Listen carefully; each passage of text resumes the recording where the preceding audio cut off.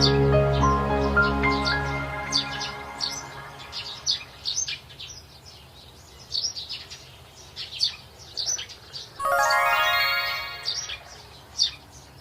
बार की बात है, एक बहुत ही धनी आदमी मनीराम अपने सबसे भरोसेमंद सेवक से कहता है। तिवारी लाल, तुमने निकलने से पहले गाड़ी ठीक से देखी थी या नहीं? हमारी गाड़ी ऐसे कैसे बंद पड़ गई? तुम्हें पता है ना मुझे शहर जाना कितना जरूरी है। आज एक बहुत बड़े व्यापारी से सौदा होना था और वो व्यापारी समय का बहुत पाबंद है। अगर हम समय से ना पहुंचे तो शायद हमारे साथ व्यापार करने से मना कर दे। वो समय को बहुत महत्व देता है। ये सब तुम्हारी वजह से हुआ है। आज तुम्हारी वजह से मैं यहाँ फंस कर रह गया हूँ। अब तुम ही बोलो, हम समय पर कैसे पहुंचेंगे? माफ करना मालिक, मैंने तो गाड़ी ठीक से देखी थी, लेकिन पता नहीं ये कैसे बंद हो गई। आप चिंता मत कीजिए मालिक, यहाँ से एक बस शहर की ओर जाती है। अब हम बस में चले जाते हैं। आज तक हमने हमारे गाड़ी के अलावा किसी बस में यात्रा नहीं की, लेकिन आज तुम्हारी वजह से हमें ये दिन देखने पड़ रहे हैं। और तो और बस का इंतजार भी करना पड़ रहा है। हम तो तुम्हें घर जाकर देखेंगे। फिलहाल हमें शहर पहुंचना बहुत जरूरी है। न जाने ये बस कहाँ रह गई, अब तक क्यों नहीं आई? माफ करना मालिक, थोड़ी देर इंतजार कर लीजिए, बस आती ही होगी। तब उनकी नजर पेड़ के नीचे बैठे एक आदमी पर पड़ती है, जो अकेला ही पागलों की तरह बड़बड़ा रहा होता है। एक दिन मैं इस राज्य का सबसे अमीर आदमी बनूंगा। मेरे पास सब कुछ होगा। ये पूरा जंगल भी मेरा ही होगा। मैं यहाँ एक भव्य महल बनाऊंगा और उसमें मजे से रहूंगा। ये पूरा जंगल एक दिन मेरा होगा। मैं यहाँ पर राज करूंगा। उसकी बातें सुन धनराज उसके पास जाता है और बोलता है। कौन हो तुम? तुम्हारा नाम क्या है? और यहाँ जंगल में बैठे बैठे ये क्या बड़बड़ा रहे हो? मेरा नाम श्यामू है। मैं यहाँ का राजा हूँ। ये जंगल मेरा है और एक दिन मैं यहाँ भव्य महल बनाऊंगा, जिसमें बहुत सारे नौकर होंगे, चाकर होंगे। सेठ जी, मुझे तो ये कोई पागल लगता है। आप इसके मुंह मत लगिए, चलिए यहाँ से। ए बंदर, जैसे दिखने वाले आदमी, पागल तू होगा और तेरा खानदान होगा। तेरी इतनी हिम्मत कि तू मुझे पागल कहता है? रुक, मैं तुझे अभी बताता हूं कि पागल क्या होता है। दिवारी लाल उसकी बातें सुन घबरा जाता है। श्यामू वो बैग लेकर बहुत तेज दौड़ लगाता है। अरे दिवारी लाल, रोको इसे, उसमें बहुत जरूरी चीज है, इसे पकड़ो। दिवारी लाल और मनीराम दोनों उसके पीछे पीछे भागते जाते हैं और भागते भागते बहुत दूर निकल जाते हैं। फिर श्यामू एक जगह रुकता है और कहता है। अब आया मजा। अब पता चला पागल क्या होता है। ये ले तेरा बैग। मुझे तेरे जैसे भिखारी की बैग की जरूरत नहीं है। मैं तो एक दिन राजा बनने वाला हूं। ले, उठा ले तेरा बैग, मैं चलता हूं। ऐसा कहकर श्यामू वहां से चला जाता है। मनीराम दिवारी लाल पर गुस्सा करते हुए कहता है। मूर्ख, ये सब तेरी वजह से हुआ है। तुझे उसे पागल कहने की क्या जरूरत थी? लेकिन मालिक, इसमें मेरी क्या गलती है? पागल को पागल ना कहूं तो क्या कहूं? वो तो पागल ही था। आपने देखा नहीं उसने क्या किया? ये सब तुम्हारी वजह से ही हुआ है।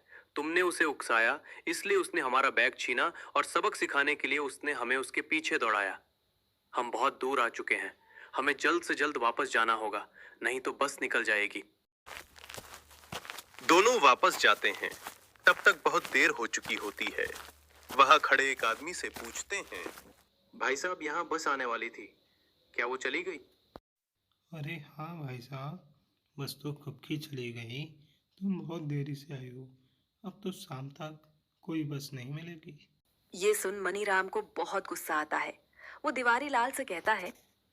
मूर्ख, ये सब तेरी वजह से हुआ है।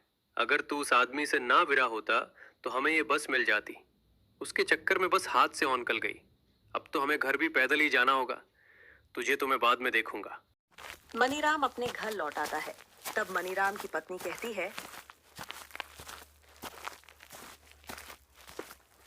अरे आप इतनी जल्दी लौट आए, क्या हो गया? और बहुत थके थके भी लग रहे हो, क्या बात है? हाँ सर मिला, पैदल चलकर आ रहा हूँ, इसलिए बहुत थक गया हूँ। उस उल्लू के पट्टे दिवारी लाल की वजह से ये सब हुआ है। एक तो बीच रास्ते में हमारी गाड़ी बंद हो गई। हमें किसी भी हालत में आज शहर जाना था, लेकिन रास्ते में ये उल्लू का पट्टा दिवारी लाल एक पागल आदमी से भिड़ गया और उस चक्कर में हमारी बस भी चली गई। हम शहर जा ही नहीं पाए। आप ये क्या कह रहे हैं? आप बस से जाने वाले थे। हाँ, और मैं क्या करता, मेरी मजबूरी थी। मुझे आज बस से जाना ही पड़ता। मैं तो बहुत देर से बस का इंतजार कर रहा था, लेकिन वो भी हाथ ना लगी। हे भगवान, आपका लाख लाख शुक्र है जो इनको वह बस नहीं मिली, नहीं तो आज तो अनर्थ हो जाता। ये तुम क्या कह रही हो? इसमें मेरा नुकसान हुआ है और तुम ऊपर वाले का धन्यवाद कर रही हो। धन्यवाद नहीं करूं तो और क्या करूं? आप सुनेंगे तो आप भी ईश्वर का ही धन्यवाद करेंगे। आपको पता भी है, आज जो बस हमारे गांव से निकली थी, वह बस अभी थोड़ी ही देर पहले खाई में गिर गई। उसमें सवार न जाने कितने लोगों की मौत हो चुकी है। सुनने में तो ये आया है कि उस बस में कोई जिंदा ना बचा। मुझे ये बात अभी अभी अपने पड़ोसी से पता चली है। ये तुम क्या कह रही हो? और सब कब हुआ, कैसे? जी, अभी की ही बात है। जो बस आपसे छूट गई थी ना, वही बस खाई में गिरी है। सचमुच ईश्वर की बड़ी कृपा है कि आज आप उस बस में नहीं गए। हुआ? क्या बात कर रही हो? और फिर तो मुझे उस आदमी का धन्यवाद करना चाहिए, क्योंकि उसी की वजह से आज मैं उस बस में नहीं चढ़ पाया। अगर वो आदमी मुझे वहां ना मिलता तो शायद आज मैं जिंदा ना होता। उर्मिला, तुम जानती हो, आज मेरी मुलाकात एक पागल आदमी से हुई थी, लेकिन मुझे अब समझ में आ रहा है वो पागल कोई आम आदमी नहीं है। वो मेरे लिए बहुत भाग्यशाली है। आज उसी की वजह से मैं बच पाया हूं। मेरे लिए तो वो साक्षात ईश्वर बनकर आया था। ये आप क्या कह रहे हैं? आप किसकी बात कर रहे हैं? मनीराम सारी बात बताता है। फिर तो आपको सचमुच उसका धन्यवाद करना चाहिए। हो सके तो अपनी ओर से उसके लिए जितना कर सके उतना करो। आखिरकार उसने आपकी जान बचाई है। हाँ, मैं अभी उसके पास जाता हूँ और उसका धन्यवाद करता हूँ। दिवारी लाल, कहाँ हो? जल्दी से आओ, हमें बाहर जाना है। जी मालिक, आपने बुलाया। तुम्हें पता है ना, हमें वो जंगल के रास्ते में श्यामू नाम का एक आदमी मिला था। उसी के पास जाना है। कहाँ जाना है? लेकिन मालिक, आपको उस पागल के पास क्यों जाना है? आपको पता है ना वो पागल है। दिवारी लाल, वो पागल नहीं है। वो तो हमारे लिए बहुत भाग्यशाली है। आज उसकी वजह से हमारी जान बच पाई है। तुमसे जितना कहा गया है उतना करो। चलो मेरे साथ। दोनों मिलकर श्यामू के पास जाते हैं और श्यामू से मनीराम कहता है, श्यामू, मैं तुम्हारा धन्यवाद करने आया हूँ। आज तुम्हारी वजह से मेरी जान बच पाई है। अगर आज तुम ना होते और तुमने हमें तुम्हारे पीछे ना दौड़ाया होता तो शायद आज हम मर चुके होते। तुम्हारी वजह से मेरी जान बची है। तुम्हारा बहुत बहुत धन्यवाद श्यामू। अच्छा अच्छा, वह सब ठीक है। अब जाओ यहाँ से, मेरा आराम करने का समय हो गया है। वैसे श्यामू, मेरे पास तुम्हारे लिए एक बहुत अच्छा प्रस्ताव है। क्यों ना तुम मेरे यहाँ काम करो? मैं तुम्हें सारी व्यवस्था दूंगा, रहने के लिए मकान भी दूंगा और अच्छा सा काम भी दूंगा। क्या तुम मेरे साथ आना पसंद करोगे? नहीं नहीं, मैं कहीं नहीं जाऊँगा। मैं तो एक दिन राजा बनने वाला हूँ। मैं किसी के साथ काम नहीं करूँगा। अरे श्यामू, राजा ऐसे ही नहीं बना जाता। उसके लिए बहुत मेहनत करनी पड़ती है, काम करना पड़ता है। तुम जितनी ज्यादा मेहनत करोगे, काम करोगे, फिर एक दिन तुम इतने आगे चले जाओगे कि एक दिन तुम राजा बन जाओगे।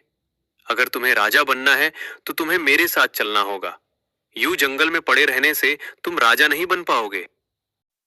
क्या तुम सच कह रहे हो? क्या मैं तुम्हारे साथ जाऊँगा तो राजा बन जाऊँगा?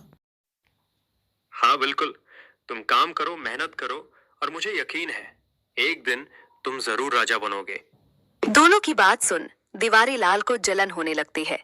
दिवारी लाल मन ही मन सोचता है, सेठ जी इस पागल को कुछ ज्यादा ही सर पर चढ़ा रहे हैं। इन्हें क्या जरूरत थी यहाँ आने की?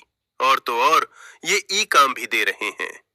अगर ये श्यामू उनकी नजर में यूं ही अच्छा बना रहा तो मेरी नौकरी खतरे में आ जाएगी। मुझे इस श्यामू का कुछ करना होगा। नहीं तो ये पागलबाजी मार जाएगा और एक दिन मेरी जगह ले लेगा। ये मैं हरगिज नहीं होने दूंगा।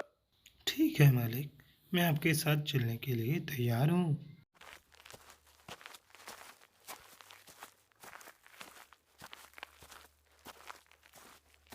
सुनो श्यामू, मुझे तुमसे कुछ जरूरी बात करनी है। तुम्हारे फायदे की ही बात है। अगर तुम मेरी बात मानोगे तो तुम्हारा फायदा ही फायदा है। हाँ बोलिए, क्या बात है? दरअसल हमारे यहाँ ना एक रिवाज है। आज तुम्हारा काम पर पहला दिन है ना, इसलिए तुम्हें वो रिवाज निभाना होगा। तुम्हें एक काम करना होगा। जैसे ही हमारे मालिक अपने कमरे से तैयार होकर बाहर आएंगे, तब तुम्हें जाकर उनके गाल पर जोरदार थप्पड़ मारना है। क्या? यह तुम क्या कर रहे हो? थप्पड़ मारना है? यह रिवाज है? हाँ, और बहुत जरूरी रिवाज है। अगर तुमने ऐसा किया तो मालिक बहुत खुश हो जाएंगे। और तुम तो जानती हो हमारे मालिक कितने रेस हैं। वो तुम्हें खुश होकर बहुत कुछ दे देंगे। हो सकता है तुम्हें कोई अच्छा सा कमरा दे दे और कुछ इनाम भी दे दे, जो तुम सोच भी नहीं सकते।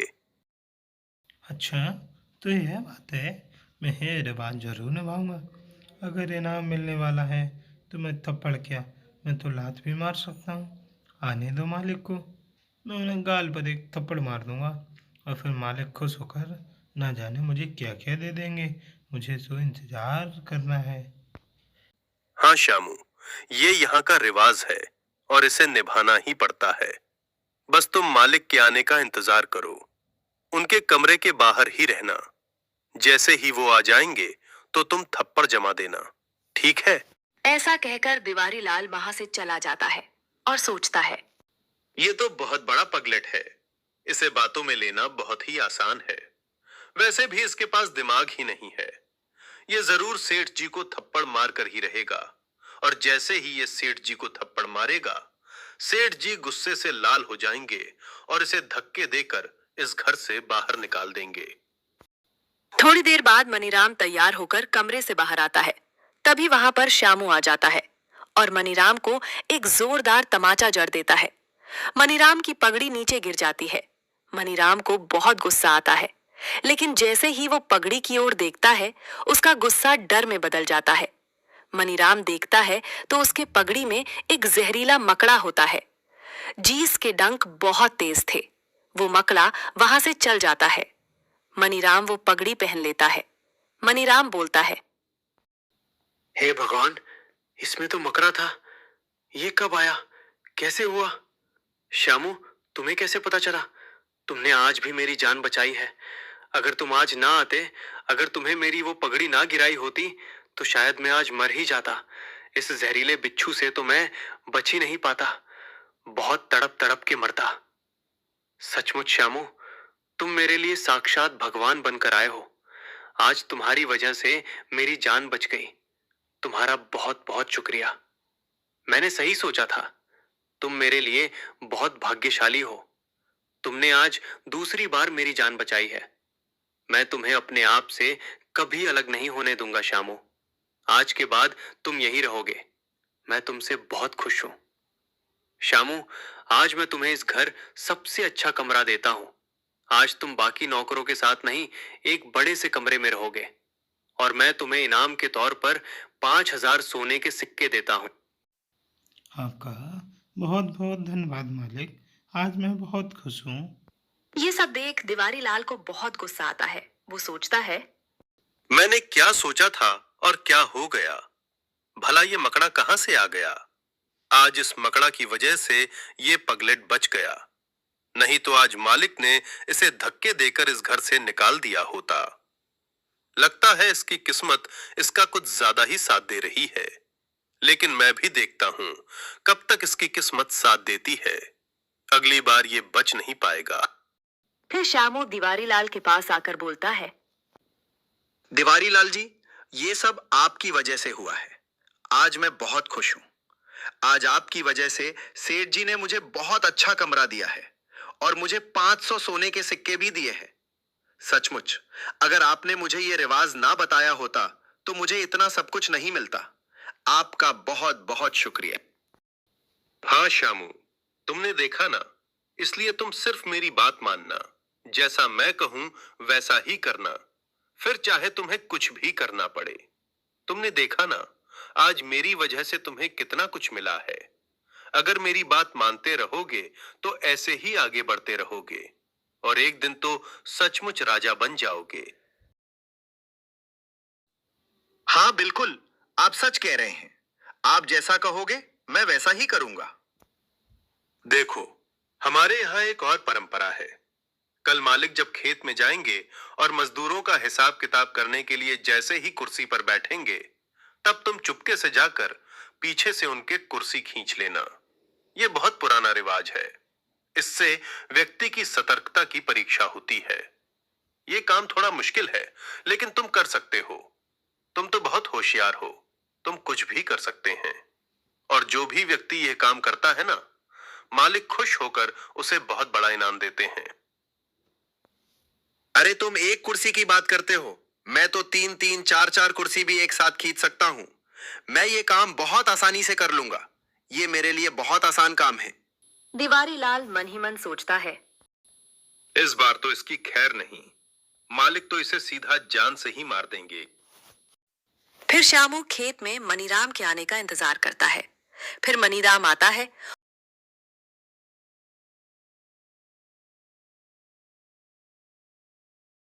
और जैसे ही वो कुर्सी पर बैठने वाला होता है, इस समय श्यामू पीछे से कुर्सी खींच लेता है और मनीराम नीचे गिरते गिरते बचता है। वो अपने आप पर काबू पा लेता है और संतुलन खोने से बच जाता है। वहां के सारे मजदूर बहुत हैरान होकर श्यामू की तरफ देखने लगते हैं। दिवारी लाल बहुत खुश हो जाता है।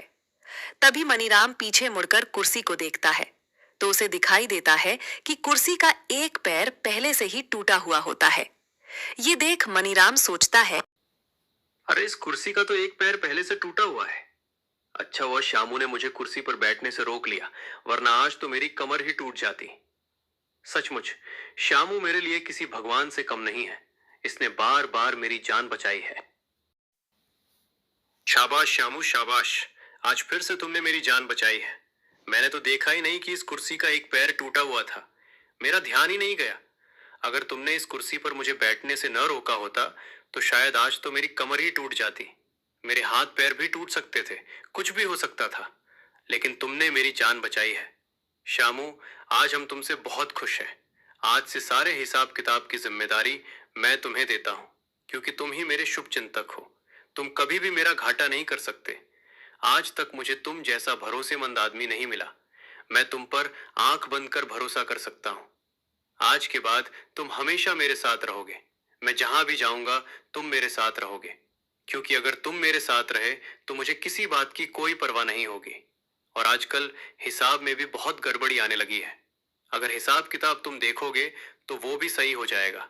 वो जिम्मेदारी मैं तुम्हें देता हूं। आज से ये सारे मजदूर तुम्हारे कहे अनुसार काम करेंगे और उनकी तनख्वाह की जिम्मेदारी और सारे हिसाब किताब मैं तुम्हें देता हूं।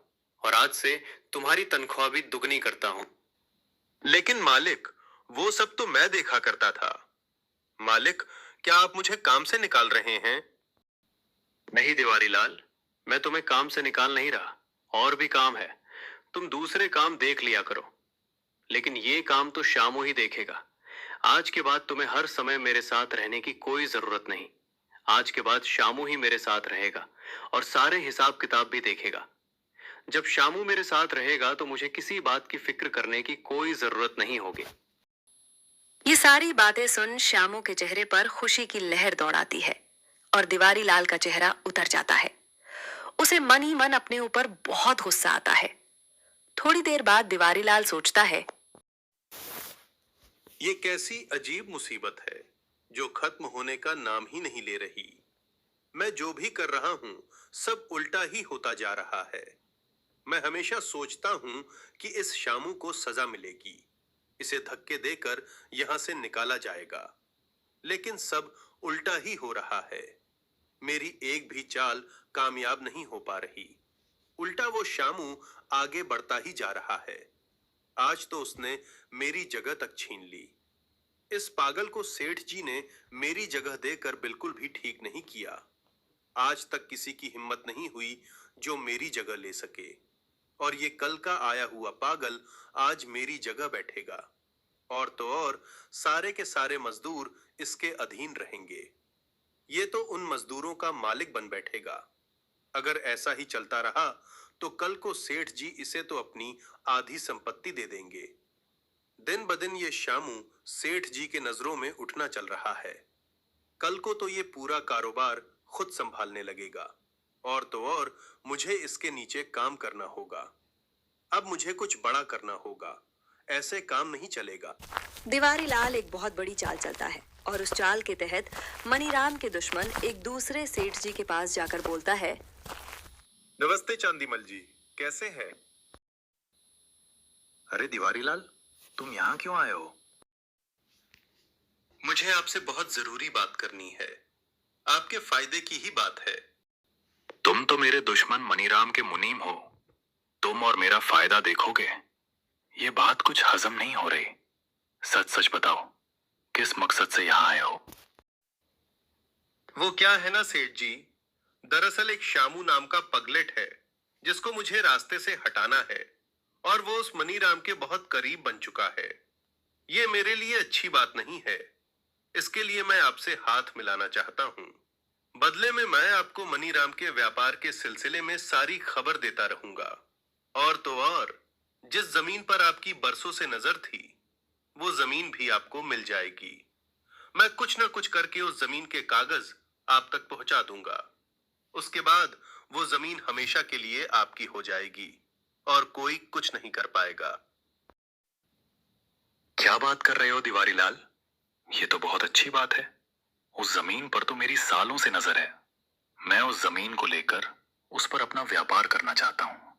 उस जमीन को लेकर ही मनीराम और मेरे बीच झगड़ा हुआ था। वो 2 टक्के का। मनीराम उसकी, मेरे सामने तो कोई औकात भी नहीं थी। लेकिन आज वो मुझसे भी बहुत बड़ा व्यापारी बन चुका है। तुमने ये बहुत अच्छा किया। बताओ क्या करना है? आप अपने आदमियों से कहकर उस शामू को जान से मार दीजिए। मैं बस इतना चाहता हूं कि उसका नाम और निशान मिट जाए।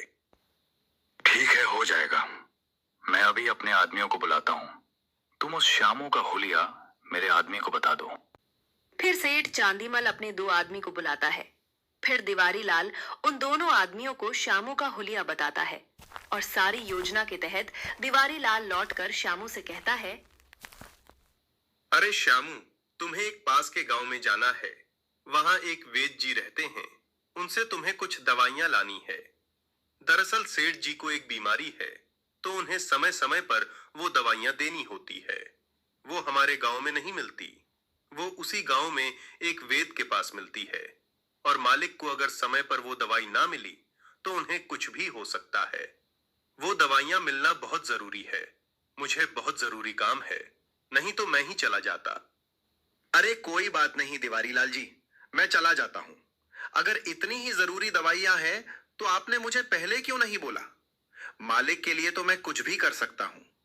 आखिरकार मलिक ने मेरी जिंदगी बदल कर रख दी है। उनकी वजह से ही ये जीवन जी रहा हूँ, वरना मेरे पास तो रहने तक का ठिकाना नहीं था। इसमें आपका भी बहुत बड़ा हाथ है। अगर आप ना होते तो मेरा जीवन भी ना बदल पाता। आपके कहे अनुसार मैंने जो जो किया है उसके बदले में मुझे बहुत बड़े बड़े इनाम मिले हैं। आप तो मेरे गुरु हो। आप जैसा कहोगे, जो कहोगे, मैं सब करने के लिए तैयार हूं। मैं अभी जाकर आता हूं। शामू निकल पड़ता है और दूसरे गांव पहुंच जाता है। तभी वो देखता है एक बड़े से घर के सामने एक कुआं होता है, और एक छोटा बच्चा कुएं के ठीक पास होकर कुएं में झांक रहा होता है। वो कुएं में गिरने ही वाला होता है। तभी शामू दौड़ते हुए जाकर उसे बच्चे को बचा लेता है। ये सारा नजारा सेठ चांदीमल देख लेता है और दौड़ते हुए आता है। हे भगवान, आज तो अनर्थ हो जाता।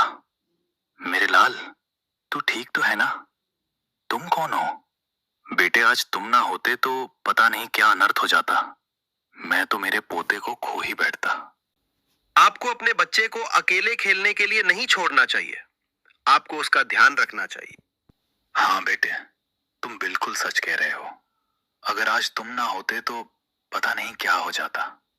तुम तो साक्षात भगवान बनकर आए हो। तुम आओ ना अंदर, बाहर क्यों खड़े हो? मैं तुम्हें अपनी पत्नी से मिलवाना चाहता हूँ। दरअसल ये बच्चा मेरा पोता है। मेरे बेटे और बहू घर से बाहर गए हैं। फिर वो सेठ श्यामू को अपने घर के अंदर लेकर जाता है और सेठानी को भी ये बात बताता है। सेठानी बहुत घबरा जाती है और फिर राहत की सांस लेती है। लालचंद श्यामू से खुश होकर उसे 500 सोने के सिक्के देता है। ये देख श्यामू कहता है, मुझे इनाम नहीं चाहिए। ऊपर वाले की कृपा से मेरे पास अब बहुत कुछ है। मुझे इनाम की कोई जरूरत नहीं है। अरे नहीं नहीं बेटा, रख लो। मैं तुम्हें पूरे मन से दे रहा हूँ, खुशी से दे रहा हूँ। तुम मेरे लिए आज साक्षात भगवान बनकर आए हो। बेटा, इसे मेरा आशीर्वाद समझ के रख लो। भगवान तुम्हें बहुत लंबी उम्र दे, तुम्हारी हमेशा रक्षा करें। चांदीमल के जोर देने पर श्यामू वो धन रख लेता है और मन ही मन सोचता है, सचमुच मेरे गुरु तो कमाल के निकले। दिवारी लाल जी की वजह से आज मुझे इतना बड़ा इनाम मिला है, क्योंकि उन्होंने ही तो मुझे यहाँ भेजा था। आज वो ना होते तो मुझे इतना बड़ा इनाम नहीं मिलता। ये सब उनकी वजह से हुआ है। अब तो मेरे नजर में उनकी इज्जत और भी बढ़ चुकी है। उन्हें तो मालिक के ऊपर आने वाले खतरे का ही नहीं, लोगों के ऊपर आने वाले खतरे का भी अंदाजा पहले से ही लग जाता है। शायद इसीलिए उन्होंने मुझे यहाँ भेजा होगा और इसी कारण उस बच्चे की जान बच पाए। जी सेठ जी, आपका बहुत बहुत धन्यवाद। सेठ जी, अब मैं चलता हूँ, मुझे बहुत जरूरी काम है। ठीक है बेटा, तुम्हें जरूरी काम है तो मैं तुम्हें रोकूंगा नहीं, लेकिन जब भी यहाँ आओगे घर जरूर आना। ऐसा बोलकर श्यामू वहां से चला जाता है और दिवारी लाल की बताई जगह पर पहुंच जाता है और उस आदमी से कहता है, नमस्ते वैद्य जी, मैं पड़ोसी गांव से आया हूँ। मेरा नाम श्यामू है। मुझे मेरे मालिक मनीराम जी की दवाई लेने के लिए भेजा गया है। अरे हाँ हाँ, दिवारी लाल जी ने हमें बताया था। हम तुम्हारा ही इंतजार कर रहे थे। तुम यहाँ आ तो गए हो, लेकिन जा नहीं पाओगे। ये तुम कैसी बातें कर रहे हो? तब वो आदमी चाकू निकाल लेता है। उसके हाथ में चाकू देख श्यामू बहुत डर जाता है और चिल्लाता है, बचाओ बचाओ, कोई है? यह वैद्य पागल हो चुका है, यह मुझे मारना चाहता है। तभी सेठ चांदीमल वहीं से गुजर रहा होता है। श्यामू की आवाज सुन वो वहीं रुक जाता है और उस घर के अंदर चला जाता है। सामने का नजारा देखा वो भी चौंक जाता है और अपने आदमियों से कहता है, रुक जाओ, ये तुम क्या कर रहे हो? सेठ जी, यही वो आदमी है जिसे मारने के लिए हमें कहा गया है। क्या? ये तुम क्या कह रहे हो? नहीं, ये नहीं हो सकता। तुम इसे नहीं मार सकते। इसने हमारी पोते की जान बचाई है। उसके बदले में हम तुम्हें इसकी जान नहीं लेने दे सकते। इसने हमारे ऊपर बहुत बड़ा एहसान किया है, जो मैं जिंदगी भर भी नहीं चुका पाऊंगा। तुम दोनों ने इसे हाथ लगाने की कोशिश की तो तुम दोनों की खैर नहीं। छोड़ो इसे। वो दोनों आदमी श्यामू को छोड़ देते हैं। फिर श्यामू लालचंद से कहता है, अच्छा हुआ आप समय पर आ गए। आज आपकी वजह से मेरी जान बच पाए, नहीं तो मेरी तो आज कोई खैर ही नहीं थी। ये दोनों मिलकर तो मुझे मार ही डालते। आपका बहुत बहुत धन्यवाद सेठ जी। श्यामू, दरअसल वो आदमी मेरे ही थे। यह आप क्या कह रहे हैं सेठ जी? वह आदमी आपके थे, लेकिन वह मुझे क्यों मारना चाहते थे? मैंने क्या बिगाड़ा है आपका? ये सब उस दिवारी लाल की वजह से हुआ है। दरअसल कल दिवारी लाल मेरे घर आया था। वो तुम्हें जान से मार देना चाहता है। अब मैं उस दिवारी लाल को नहीं छोड़ूंगा। मैं उसे ही जान से मरवा दूंगा। उसने तुम जैसे नेक आदमी की जान लेने की कोशिश की है। अब उसकी खैर नहीं, उसको अपने पापों की सजा मिलकर रहेगी। और लालचंद श्यामू को सारी बात बताता है। श्यामू उसकी बातों पर यकीन नहीं करता। मैं तो मान ही नहीं सकता कि मेरे गुरु ऐसा कुछ कर सकते हैं। आप जरूर झूठ बोल रहे हैं। वो मेरे गुरु है। आज जो कुछ भी मैं हूं, उनकी वजह से हूं। वो मेरे साथ ऐसा छल कर ही नहीं सकते। अगर आपने उन्हें नुकसान पहुंचाने की कोशिश की, तो मुझसे बुरा कोई नहीं होगा। मैं अपने गुरु के लिए जान भी दे सकता हूं। मेरे रहते हुए उन पर कोई आंच नहीं आने दूंगा। श्यामू, तुम सचमुच बहुत भोले हो।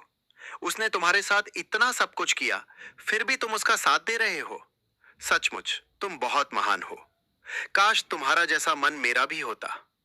श्यामू, तुम जानते हो, दरअसल सेठ मनीराम और मैं बहुत अच्छे मित्र हुआ करते थे, लेकिन व्यापार के कारण और उस जमीन के कारण हमारे बीच दरार आ गई और हम दोनों एक दूसरे के दुश्मन बन गए। नहीं तो हमारी दोस्ती इतनी पक्की थी कि मैं तुम्हें क्या ही बताऊं। आज मुझे अपने आप पर शर्म आ रही है। और एक तुम हो जो दिवारी लाल जैसे आदमी के लिए जान देने के लिए तैयार हो, जबकि उसने तुम्हें जान से मारने की कोशिश की। मैंने अपने ही हाथों से अपना बहुत अच्छा मित्र खो दिया। अच्छा, तो ये बात थी। सेठ जी, आप एक काम क्यों नहीं करते? आप चले मेरे साथ। मेरे सेठ जी बहुत अच्छे हैं, वो आपको जरूर माफ कर देंगे। आप दोनों में फिर से मित्रता हो जाएगी। नहीं शामू, मुझे नहीं लगता कि अब ये संभव है। आप ऐसा क्यों सोचते हो? आप चलिए तो मेरे साथ। एक बार अपने मित्र पर यकीन तो कीजिए, उन्हें एक मौका तो दीजिए। श्यामू के जोर देने पर चांदीमल उसके साथ मनीराम के यहाँ चला जाता है और चांदीमल मनीराम से माफी मांगता है। नहीं चांदीमल, अब इसकी कोई जरूरत नहीं है। मेरे मित्र, मैं सब कुछ भूल चुका हूँ। आज से हम पुरानी बातों को याद नहीं करेंगे। आज से हम दोनों फिर से मित्र बन चुके हैं। मैं आज बहुत खुश हूँ कि मेरा सालों पुराना दोस्त मुझे आज मिल चुका है। मुझे तो लगा था कि अब जीवन में ये कभी संभव ही नहीं हो पाएगा, लेकिन मेरे श्यामू की वजह से आज ये संभव हो पाया है। सचमुच ये श्यामू मेरे जीवन में जब से आया है, मेरा तो जीवन ही बदल चुका है। इसने कदम कदम पर मेरा साथ दिया है, मेरी कई बार जान बचाई है, और तो और आज इसी की वजह से मेरा सबसे अच्छा और पुराना दोस्त मेरे पास लौट आया है। और मैं तो सोच भी नहीं सकता था कि दिवारी लाल ये सब कुछ कर सकता है। उसने मेरे श्यामू की जान लेने की कोशिश की है। मैं उसे जिंदा नहीं छोड़ूंगा। मनीराम बहुत गुस्से में होता है और दिवारी लाल को वहां बुलाता है। चांदीमल को देख दिवारी लाल बहुत घबरा जाता है। दिवारी लाल, ये मैं क्या सुन रहा हूँ? तुमने श्यामू की जान लेने की कोशिश की? भला तुम्हारी श्यामू से क्या दुश्मनी थी जो तुमने ऐसा किया? तुम अच्छे से जानते थे कि श्यामू मेरे कितने करीब है, फिर भी तुमने ऐसा किया। आखिर क्यों? जवाब दो। चुपचाप क्यों खड़े हो? दिवारी लाल कुछ भी नहीं बोल पाता। वो चुपचाप खड़ा होता है। तुम्हारी चुप्पी हमें ये बता रही है कि ये सब कुछ तुमने किया है। एहसान फरामोश कहीं के। तुम इतने गिर सकते हो, मैं सोच भी नहीं सकता। इसकी सजा तुम्हें जरूर मिलेगी। माफ करना सेठ जी, लेकिन अगर दिवारी लाल जी यहाँ से जाएंगे तो मैं भी काम छोड़कर यहाँ से चला जाऊंगा। मैं उनके बिना यहाँ नहीं रहूंगा। श्यामू, ये तुम क्या कह रहे हो? तुम्हें पता भी है इसने तुम्हारे साथ क्या करने की कोशिश की है, फिर भी तुम इसकी तरफदारी कर रहे हो? तुम किस मिट्टी के बने हो? इनने क्या किया है क्या नहीं, ये मुझे नहीं पता। मैं बस इतना जानता हूं कि इन्होंने कदम कदम पर मेरा साथ दिया है। आज मैं जो कुछ भी हूं, इनकी वजह से हूं। इन्होंने मुझे जो भी कहा है, मैंने वही किया है। इसलिए आज मैं आपकी नजर में इतना महान हूं, इनमें इनका ही हाथ है। अगर ये मेरे जीवन में ना होते तो आज मैं यहां ना होता। आज मैं जो इतनी अच्छी जिंदगी जी रहा हूं, वो सब उनकी वजह से जी रहा हूं। ये जैसा जैसा बोलते रहे, मैं वैसा वैसा करता रहा और हमेशा मेरे साथ अच्छा ही होता आ रहा है। ये मेरे लिए मेरे गुरु से कम नहीं है। मैंने इन्हें अपना गुरु मान रखा है, और अगर यहाँ मेरे गुरु के लिए कोई जगह नहीं है तो मैं भी यहाँ नहीं रुकूंगा। मैं भी उनके साथ चला जाऊंगा। ये सारी बातें सुन दिवारी लाल का सर झुक जाता है। उसकी आंखों में पानी आ जाता है। उसे अपने के पर बहुत पछतावा होता है। वो श्यामू से कहता है, सचमुच श्यामू, तुम्हारा दिल बहुत साफ और बहुत बड़ा है, लेकिन मैं तुम्हारे गुरु बनने के लायक नहीं हूं। मैंने कभी तुम्हारा भला नहीं चाहा। श्यामू, वो सब झूठ है। मैंने तो तुम्हें यहां से निकालने की चाल चली थी, लेकिन इत्तेफाक से तुम हमेशा जीत जाते थे। मैं तुम्हारे लिए कभी अच्छा नहीं सोचा। मुझे माफ कर दो श्यामू, मुझे इतनी इज्जत मत दो। मैं इस लायक नहीं हूं। मैं बहुत नीच हूं। मैंने तुम्हें धोखा दिया है। नहीं दिवारी लाल जी, आप ऐसा क्यों सोचते हो? मैं तो ऐसा नहीं सोच रहा। अगर आपने मुझे रास्ता ना दिखाया होता तो आप ही सोचिए, आज मैं इस जगह पर ना होता। मैं तो जंगल में पड़ा होता। इसलिए आप मेरे लिए सब कुछ हो। आप अपने आप को दोष मत दीजिए। आपने तो मेरा जीवन बदला है। और सेठ जी, मैं आपसे हाथ जोड़कर विनती करता हूं, इन्हें माफ कर दीजिए। अगर आपने इन्हें सजा दी और काम से निकाला तो मैं भी चला जाऊंगा। सचमुच श्यामू, तुम बहुत महान हो। हमें तो यकीन ही नहीं हो रहा कि कोई इतना अच्छा कैसे हो सकता है। आज सिर्फ तुम्हारी वजह से हम इस तिवारी लाल को कोई सजा नहीं दे रहे, नहीं तो हम इसे ऐसा सबक सिखाते हैं कि ये जिंदगी भर याद रखता। और हम तुम्हें भी नहीं खोना चाहते। अगर तुम्हारी यही इच्छा है तो यही सही, ये तिवारी लाल भी यही काम करेगा। तिवारी लाल की आंखों में आंसू आ जाते हैं और वो मनीराम सेठ जी का धन्यवाद करता है और श्यामू को गले लगा लेता है। कहानी से सीख, बिना सोचे समझे सुनी सुनाई बातों पर यकीन पर कोई फैसला ना ले, इससे आप बड़ी मुसीबत में फंस सकते हैं।